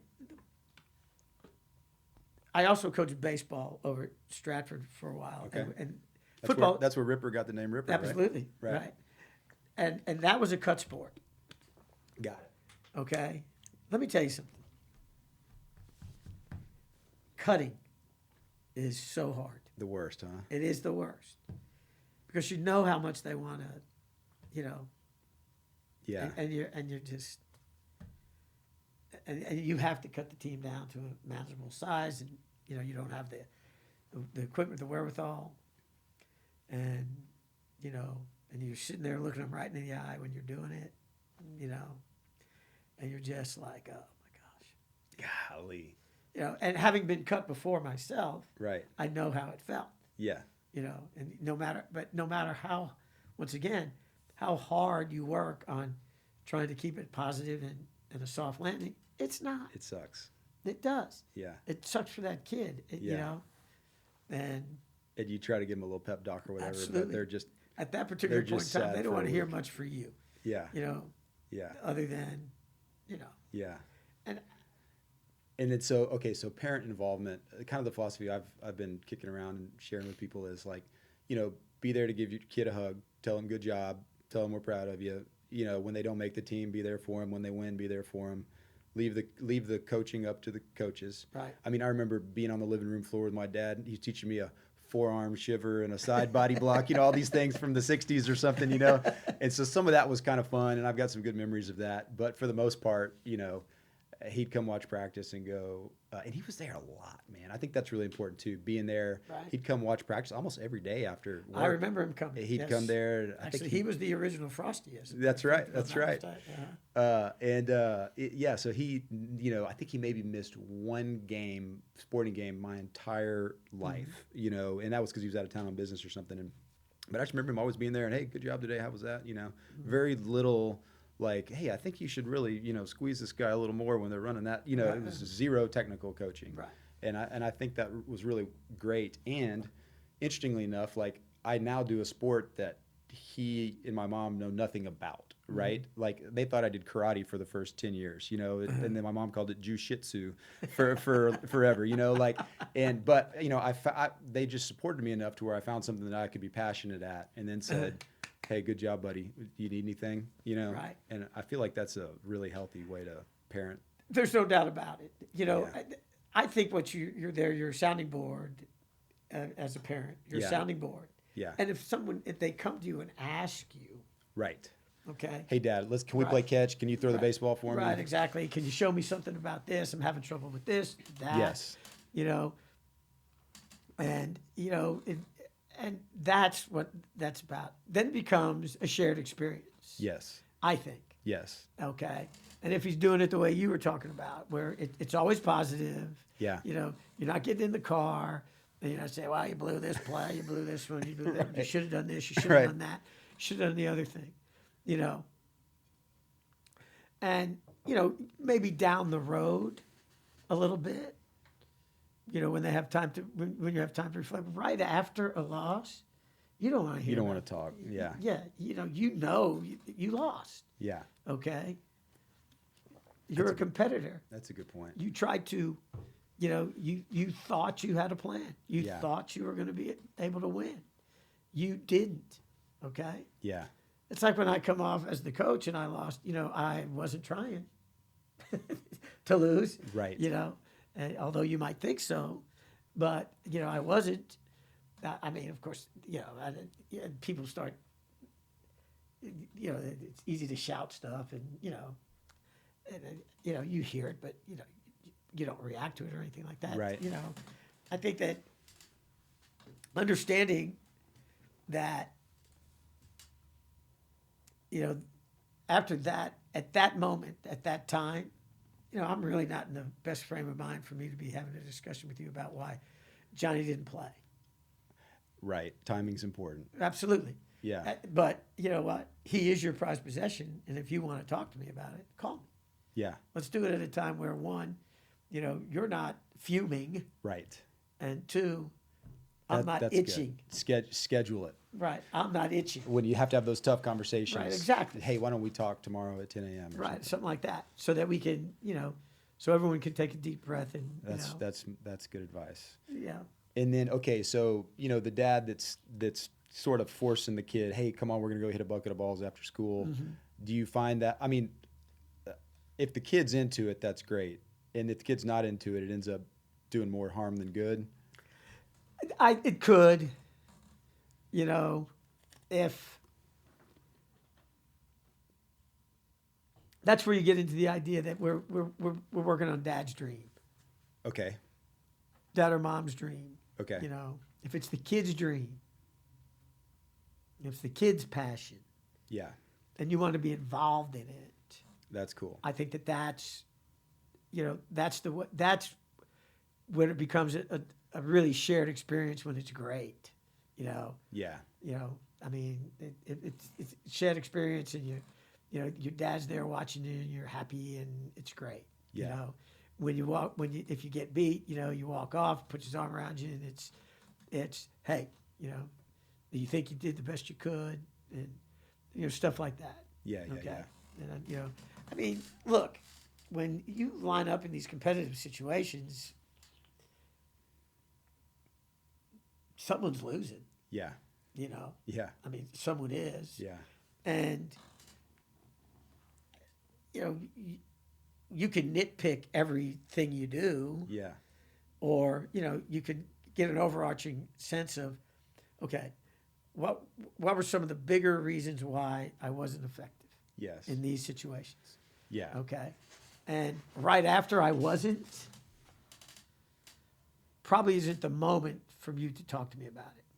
It's not like, you were out there, you went through it, you knew you screwed it up Right. because you were there. Yeah. You did it. Yeah. Okay. So, and then probably if you were in my game, you walked off the field, there was someone like me telling you that you did and what Grabbing you you did by wrong. the face mask. Absolutely. Right. Yeah, sure. So I think that at that point, and even we, after it was over, rarely did you get it right after the game. Yeah, I remember you were always great. I think probably every loss we had, you got on the bus, you shook everybody's hand on the bus. A lot of times you were sorry, I screwed up coaching today. You sort of took the fall. Right. And we're all going, no, coach, man, I mean, we screwed up too, Right, yeah. Well, Well, I think but that needs to be a shared experience between you and the players as well. yeah, Okay. And the winning and the losing. yeah, absolutely. I get that. It's not, you're not always I get that. Right. Yeah. I mean, let me say this, just, it makes me sound like I'm so sort of a saint, but the fact of the matter is, out in public, I rarely talk about who caused our issues. You can't talk about an 18-year-old kid, or 14, Yeah. Well, hey, Johnny, that's we got to do better coaching. We'll get better, stuff like that. Now, do we sit down? The next day you started watching film, and it was a little bit different situation. Yeah. We were away from it. We saw the pictures. We assess it. Like I was talking last night at the banquet. I said during the season, when we look at the season, we look at each game. We look at it with a critical eye. That's what we do, and we want you to get better. Yeah. And so you look at it with a critical eye. If Dad doesn't think we're looking at it with a critical enough eye, then he should come watch film with us. I think. Right. Their parents are missing everything that's happening behind the scenes too. In a lot of ways. Yeah. Yeah. That's Yeah. And then too, I mean, I will say now that there is a desire for it to open up and give us insight into your program and so forth and so on. Yeah. And I'm not I am a big believer in, okay, and maybe I'm wrong now, and maybe I am an anachronism. I'm an old man that's gone past his time, but my belief is that the only opinions that matter to me at this particular point in time are the opinions that are in this room, talking about the locker room. The guys that are in the arena. Right, exactly. Yeah. The coaching staff, I love that. the players. Yeah. That's the way I look at it. Yeah. What the outside noise. How do you block it out? I don't worry. It was harder when I was younger doing it. Yeah. Now I've been around it so long that it's just, you could scream at me and stuff like that. And, there was a time where I'm going to go fight your ass or something like that, which was stupid then. Yeah. Now I'm too old to do that. Right. I can't say that every once in a while I don't wish I would have, but, know, and I probably would have lost most of them anyway. But more significantly, I think that I too have come to the point where I, when you were playing, I wasn't a parent yet. Okay. Okay. Yep. When I became one, okay, my outlook changed a little bit. Okay. Because you have a kid. Yes. And now you're thinking, okay, wait a minute. Something's happening to my kid. Yeah. Precious cargo. It's a little bit different. Yeah. And you start thinking about it. Okay, wait a minute. If he feels about his kid, which I'm sure he does, the way I do about mine, then I get it. Yeah. I get it. Okay. Get off some steam. So you just get in their world, and you're like, I got it. They're pissed. I'd be pissed too. Absolutely. And then you don't let it. Right. I don't. You don't push back. And then if they want to come and see me, then we sit down and Yeah. and you try to be rational. And I think that if there's if you end up with two adults in the room, Yeah. okay, Yeah. which I hope I am at some point. I can't say I always am, but Right. if there's two adults in the room, and then what you end up doing is you at least get to air your grievance, and we may have to agree to disagree when we leave, okay? But I'm not going to discount your feelings. You're upset. Yeah. Absolutely. They're valid. Absolutely, they are. That's good. If you come in to see me, you have a valid reason to be in there. Yeah. If I'm going to meet with you and you tell me why you're here instead of tell me what you think of me. Right. Okay. But now, if you tell me why you're here and then I discount why you're there Right. and don't treat you with the respect you deserve, Yeah. then you should tell me what you think of me. Got it. Okay. Don't open with telling me what you think of me. Okay. Open with telling me why you're here. Coach, I'm here. I'm upset. Blah, blah, Exactly blah, blah. right. And Yeah. let me hear where you're coming from and let me meet. I may or may not have an answer. I don't have 100% of the answers. Right. I don't. But if I'm not respectful, Yeah. then you shouldn't be. Okay? Right. And if I'm not respectful, I shouldn't be doing what I'm doing. Right. Yeah. What I was doing. I guess I'm not going to be doing it anymore here for very soon.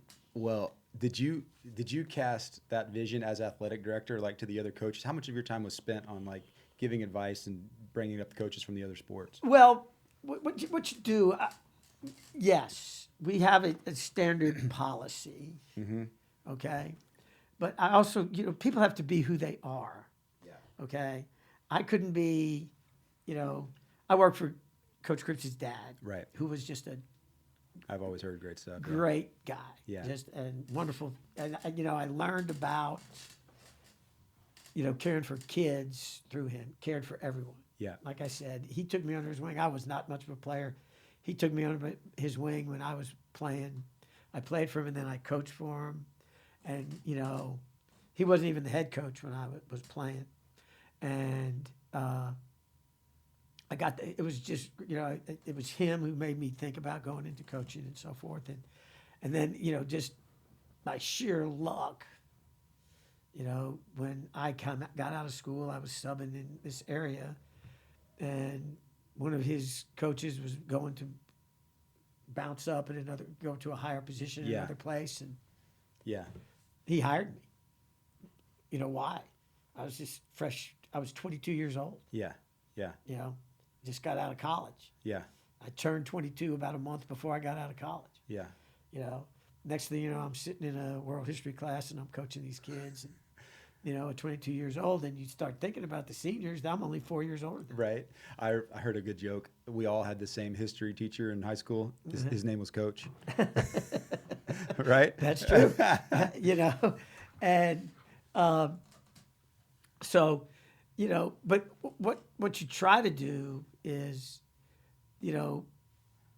set a tone that, works through the entire program. Yeah. Does it always? Nah. Yeah. Sometimes it does, sometimes it doesn't. And Yeah. you have to deal with tough situations and so forth, And, the thing about football, you don't get cut. You generally cut yourself. Really? Well, you decide it's not for you. It's not for you. Right. Or you stop showing up. Or, stuff like that. And when you stop showing up, and then I'll call you and go, look, obviously you're not coming. You don't really want to play. Right. Well, and they may say, well, but not for you. And I said, well, and I get that. This is the deal. But unfortunately, this is the place where you're at, and I'm the only one here. So, Yeah. Man, the Friday Night Lights. So I hadn't been to a high school football game. I came, one of my cousin's kid was in the Marquettes, so I came and watched her at halftime a few years back, and then I came to the clap out. I hadn't been to a high school football game probably since the last one I played in, and just was blown away from being in the stands versus being on the field. Right. When you're on the field and they're calling your name out on the speaker, you think everybody in the world is watching you and only you at that moment, And then when I'm there at the game, I only watched a couple of the plays. I was busy talking to my buddies and saying hi to everybody, and and so it was just such a different experience. And then also seeing what all goes into it, like. Half the SBISD police force is there. You got the cheer squads, the Marquettes. There's so much happening in the community. Particularly that game, I saw people that my kids were in preschool with, all the way up to it's just such a cool thing for the community in general. Absolutely. Friday Night Lights is what a cool thing to be a part of. It is a wonderful way for the community to get together. It really is. Yeah. And I didn't do this at the very beginning when I got there. But as I grew and started realizing, how many people were involved, the band, the Marquettes, the cheerleaders, I tried I'd say probably the last, well, there were so many years there, but a lot of them, to acknowledge, to walk by the band and thank them, to walk by the Marquettes and thank them, to thank the cheerleaders, even those, crazy loons that, I wish they jumped. But, acknowledge those that were there. Right. I mean, they make part. It's part of it. It is a fun experience. There's no two ways about it, you know. Yeah, it really drives. I mean, a lot that goes on at that school. I mean, I don't know what the band does or the Marquette does for the other sports and stuff, but I mean, football. Any criticism football gets, you know, my experience. You know, every freshman class has 60 or so kids in it. Oh gosh, yeah. Now, I mean, we were at a point where it really, yeah, we were up there. We had C teams for a while. Oh wow. You know, we were getting in the hundreds. Oh wow. So okay, so over the course of 40 something years, I mean, you've coached 4,000 or 5,000 kids. I guess roughly. Yeah. You know, I mean, that's an incredible impact. You know. Well. And all of those kids that, you know, heck, half of them probably still live around here. But many of them. You know, and having gone through that Friday Night Light experience, really shapes, you know, boys into men, or at least gets them going in the right direction. So I think that, you know, I have had an opportunity, I would say I had a great opportunity to guide them in the right direction. I think, but, you know, I think it's a two-way street. Influence okay. is. I think that people don't realize as much time as we spend with you guys, because we do spend a lot of time with you. Yep. And that, you know, I've had the opportunity to work with, you know, they may not have been great football players. Yeah. They were smart kids. Yeah. They were focused kids. They were great kids. They were, you know, people that were so positive, and, you know, and they talk to you and you would just be blown away by one, how smart they were, or two, how gracious they were, or three, how much they cared for others. You know, I mean, it's been unbelievable. I think everyone has spent all this over the last, since I guess it was announced early in October, Yeah. has talked about how much I influenced them. And I think that the fact is that they're failing to recognize how much I was influenced by them. Well, And I really do. It is almost embarrassing for me yeah. as the amount of attention that I've received here I get that. You like to deflect. Well, but, you know, no one knows, especially when you reach my age. Yeah. No one truly knows you as well as you know yourself. Okay. And if you're honest with yourself, Yeah. and you have these people start telling you some of these things, you want to go, wait a minute. You know? Well, I get that. But you know, and don't get me wrong, I'm extremely touched. I am. Yeah. I am taken aback by it. Yeah, it's got to be overwhelming. It is. Yeah. It's in a positive way. Yeah. But you know, and I'm surely I will never forget it. Yeah. But at the same time, I think that I think that it needs to be recognized how much all the people that I've ended up having these relationships with, parents and Sure. teachers and other coaches, Yeah. and It went both ways. players for sure. from the other teams, and you know, I thought that was really a cool part of what I got in the habit of making sure that I got into the handshaking line Okay. and shook hands with the majority of players on other teams, just Yeah. to meet them and talk to them, and I talk about respecting the other team, so I thought maybe I should, and try to go through and at least shake their hand, Connect with them a little bit. Yeah, absolutely. Yeah. I think it's important. It's a shared experience. I don't, when the game is going on, obviously I want to win. I want to beat them. Yeah. But I never really have any vitriol for them. They're kids. They're Sure. playing football. Now, sometimes I think they're a little bit, No, ours yeah. included, Yeah. a little bit out of control and do stupid stuff. Sure. But they're still just kids. Right. And so, we try to teach them to move in the right direction. Maybe I did a little of that. I hope. Yeah. You know. I think I mean, 100% you did. I appreciate that. I got a funny story for you. So during the clap out, Rosie is there. Okay, and he's down at the far end. You're at the front making your way, and the team is there, and they're pissed. They just lost, So Right. they're, and Rosie being Rosie. And I suspect he hasn't met any of these kids that were on this team, right? I would say he no. was No, he's done. been gone long He's enough been now gone long we enough know- that yeah. they don't know who he is. But he's coach, right? Absolutely. And so he just jumps them. He goes, "Listen, boys, you boys over there with the long faces, y'all need to quit worrying about that scoreboard. Y'all just made the playoffs. Start worrying about the scoreboard next week." And just, I mean, and they're looking at him like, "Who is this dude?" You know. But I just loved it. It was so cool to see. I mean, you know, one of your coaches, he was what 20-something years probably coaching with you. Yes. You know, these people that are just showing up, and you know, you guys and the impact that he had and you have, you know. It's. I had probably the nicest thing that was ever said to me. That was said not too long ago. A guy named Jerry Kroll, who was an outstanding basketball player at Memorial in the '60s, and then when I came in and he actually, when I moved down here from New York, he was a lifeguard and swim coach at the community pool that I played, and I swam. Okay. And so he coached me in that, and he played he was an All-American at Davidson, and he played in the NBA for a little while. And so I knew him from then.